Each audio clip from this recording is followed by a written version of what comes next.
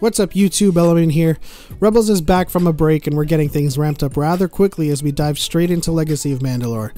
Picking up from where we left off in the previous episode, Sabine returns to Krownest with Ezra, Fenn, and Kanan, but they're met with extreme prejudice as Clan Wren opens fire on the ship, forcing them to go through a crash landing. A firefight ensues until Ezra mentions Sabine's name, and one of the soldiers recognizes it and seizes fire, which doesn't make sense because you guys opened fire on her in the first place because of her name. Sabine is reunited with her brother Tristan as he agrees to take them to the Krownest. Sabine's mother greets her with contempt and, as expected, as a traitor. Sabine shows the Darksaber, however, and things quickly calm down. She introduces her mother as Ursa Wren, and if I may say so myself, while she looks like Sabine, I'm not buying it. More on this later. We learn that Tristan has been serving Gar Saxon and the Sundari, and the clans have been good little puppies under the Empire's leash. Sabine and Ursa step outside and have a mother-daughter moment, but things quickly turn into Thanksgiving dinner when they start talking politics and President Trump. I mean, I didn't say that. As a gesture of good faith and trust, Sabine gives the Darksaber to Ursa. Ursa is seen by Fenn reporting to Gar Saxon about the Jedi's presence on Krownest. Fenn sneaks in and fortunately retrieves the lightsabers. In the hall, Ezra stands up to Ursa Wren and defends Sabine, but things escalate quickly as blasters are promptly aimed at Kanan and Ezra. Tristan opens up to Sabine about his feelings as they spar, as Tristan lets slip that their mother had given up the Jedi in exchange for her safety. Gar Saxon shows up. Ursa gives him the Darksaber, but Gar Saxon turns the tables on Clan Wren as traitors harboring fugitives of the Empire. Fenn Rau shows up to save the day and gives them their lightsabers back, and a battle ensues.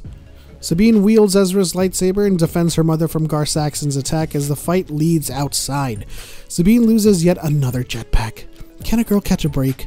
A proper duel between Sabine and Saxon ensues. Sabine engages in a fight with grace, agility, and cunning, all in a display that seems too Jedi-like if you ask me. But who am I to judge? She was trained by a Jedi, but the music. What song is playing? Sabine wins the fight and forces Saxon to yield. Again, what is this song that's playing? The theme of the Force seemingly plays through key moments of the duel, and in particular when Sabine is showing mercy to Gar Saxon. Here's Sabine's own theme.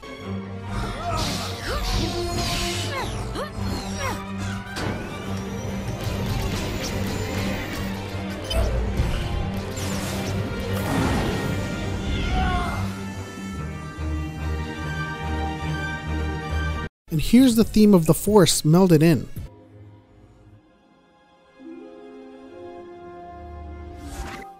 That might be the Mandalorian way. There's something there. A connection, isn't there? Ursa saves Sabine from being shot in the back, and things are all copacetic with the fam. So much so that Sabine stays behind to foster relations with Mandalore and the clans. So, first things first, I have to say this episode puts a kibosh on a lot of my theories about Sabine, first of which being her mother being of some unknown origin. While Ursa and Tristan look like Sabine, however, the way they treated her at first rang less of stubbornness and more of a unfamiliar grudge. I'm not reaching here, I swear, it just seemed as though she was more of a stepmom more than anything. We have nothing concrete here, as nothing was said to the contrary, so for now she is in fact Sabine's mom. Next thing I want to point out, however, which hasn't been laid to rest, Sabine's innate Force sensitivity. There's a reason they mentioned Tar Vizsla earlier in the season, the first Mandalorian Jedi. It's because I believe they are setting the stage for Sabine. Listen to the choice of music used in this episode, the theme of the Force playing in tandem with Sabine's theme. She has her own theme, so why the theme of the Force? There's definite illusion happening, and it's not quite clear yet what is going to become of Sabine and her connection to the Force. The answer lies with Tar Vizsla, her meeting with the Bendu, and her affinity for the Darksaber. I thought this was a great episode. I always love me some character building, especially if it has to do with Sabine. She has quickly risen up to fame to become my favorite character on the show, side by side with Ahsoka Tano. Speaking of which, when are we going to learn more about her? Anyways, guys, what do you think? Is Sabine really Force sensitive? Is Ursa Wren really her mother? Do you think Sabine is descended from Tar Vizsla in some way?